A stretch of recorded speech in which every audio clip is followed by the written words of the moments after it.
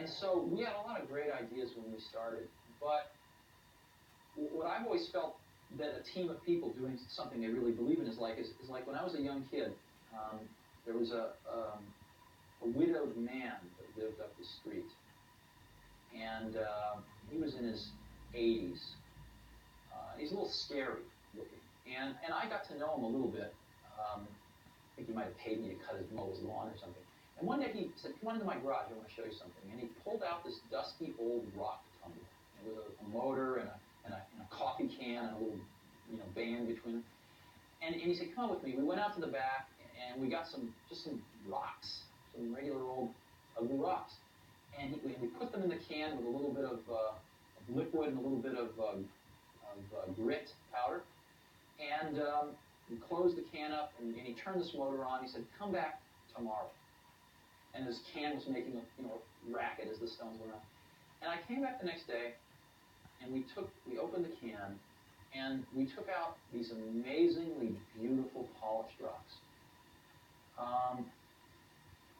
The same common stones that had gone in through rubbing against each other like this, creating a little bit of friction, creating a little bit of noise, had come out these beautiful polished rocks.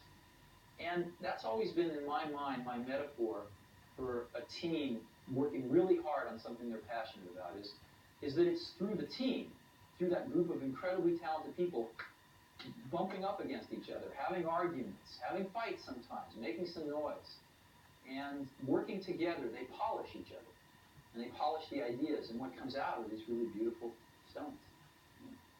So it's hard to explain, and it's certainly not the result of one person. I mean, people like symbols, so I'm the symbol of certain things, but it really was a team effort on the Mac. Now, in my life, I observed something fairly early on at Apple, which I didn't know how to explain it then, but I thought a lot about it since. Most things in life, the dynamic range between average and the best is at most 2 to 1. Right? Like if you go to New York City and you get an average taxi cab driver versus the best taxi cab driver, you're probably going to get to your destination with the best taxi cab maybe 30% faster. In an automobile, what's the difference between an average and the best? Maybe, 20%. The best CD player and an average CD player, 20%. So 2 to 1 is a big, big dynamic range in most of life. In software, and it used to be the case in hardware too, the difference between average and the best is 50 to 1, maybe 100 to 1. Okay? Very few things in life are like this, but what I was lucky enough to spend my life in is like this.